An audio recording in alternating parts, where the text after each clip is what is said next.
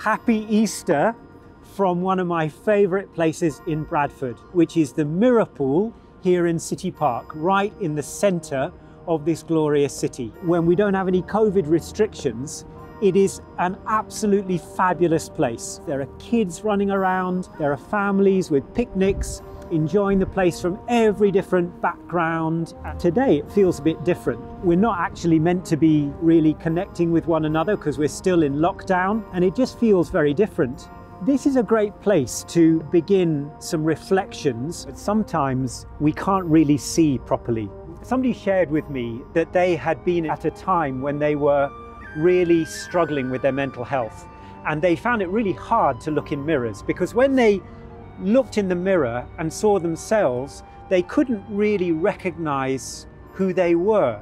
They didn't like to see themselves in the state that they were. But what was really wonderful was that that person's friends and families had actually written all over the mirror in liquid chalk, and they'd written things like, "You are loved," "You're beautiful," a picture of a rainbow. You would have thought that all that writing would obscure their reflection, but actually it clarified it.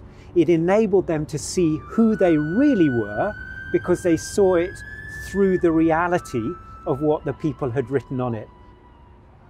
This past year, the COVID virus has, as it were, thrown a mirror up to us as a society.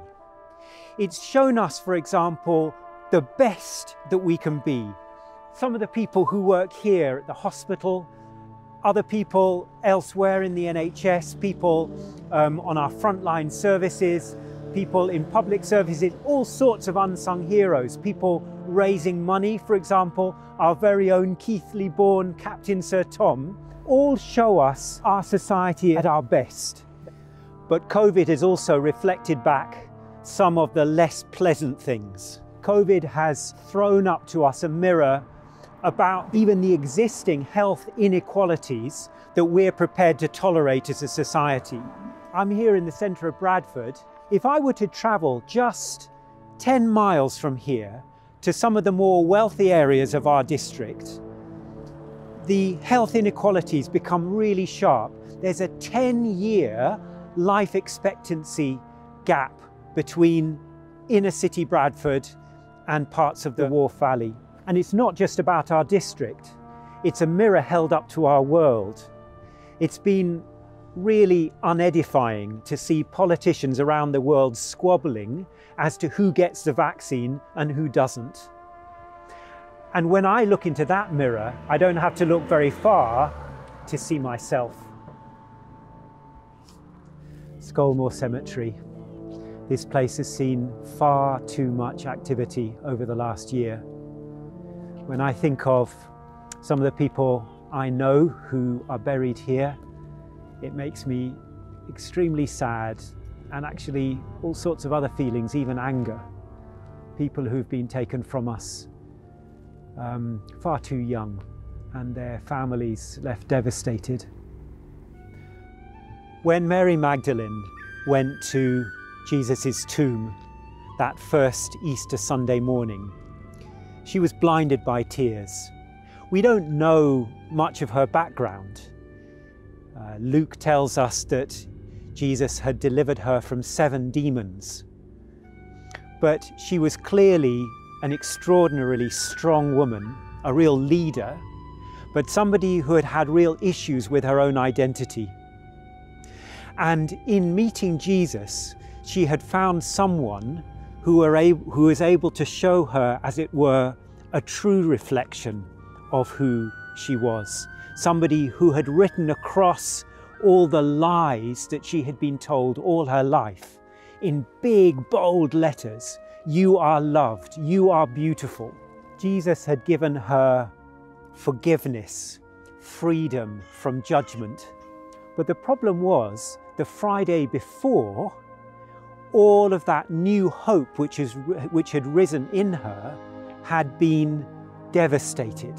She'd seen this man who had loved her, whom she had loved, who had shown her the leader inside of her, murdered, strung up on a cross, and all that hope had died. And yet she was faithful. All the other disciples had run away, and she had stayed with the story. She had stayed with Jesus. She had stayed with the body. She had seen him buried. So here, on that first Easter morning, she came to the tomb and she saw that the stone had been rolled away. And as Mary stands there, blinded by tears, she sees this figure coming.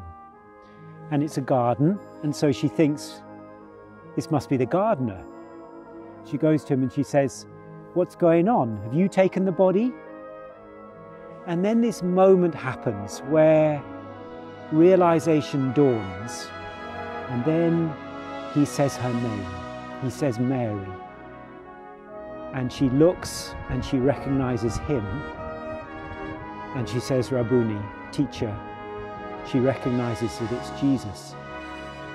One of the things which is almost the favorite part, my favorite part of this job, is when I get to do baptisms and confirmations. In a confirmation service, I stand in front of the candidate stands in front of me, and I put my hands on their head and I look them in the eye and I say, "God has called you by name. He has made you his own." Extraordinary words. And it's as if in that moment, it's like Jesus is speaking to that person by name, like Jesus is speaking to Mary and saying, whatever else you see in the mirror, this is the truth about you. You are a child of God. You have been forgiven, you've been healed, you've been restored, you've been offered a new start in life. And often in those moments, there's a real backstory to the people I get to confirm and baptize. And Jesus is offering us something really radically new, just as he offered to Mary Magdalene that first Easter. It's as if she actually sees a true reflection of herself in the mirror, in Jesus. She sees somebody who has been redeemed, who has been forgiven, who has been healed, who's been given new life and a new purpose. Because Jesus doesn't, he says, don't hold on. It's not about this moment. It's about what are you going to do with it. It's about the future. And Jesus says, I want you to be an apostle to the apostles. I want you to go and tell the disciples that you've seen me. And it's as if he offers Mary a new hope and a new task. And for me, that is my prayer for us this Easter, as we begin to emerge out of lockdown, as we begin to see the new life springing up around us. What kind of society do we want to be? What kind of people do we want to be to inhabit that society? Are we going to grab the new opportunities that God offers us as we come out to build something better? And the gift that Jesus offered to Mary then, he offers to us now, which is to look into the mirror and see ourselves as we really are, warts and all, with all of the suffering, with all of the pain, with all of the backstory, but to see ourselves in that mirror and written, as it were, across that mirror, the words of Jesus, I love you, you're forgiven, you've got a new life in me, you can be part of something which I'm offering to the whole world, which is a new transformed world, a world where creation can be transformed as well.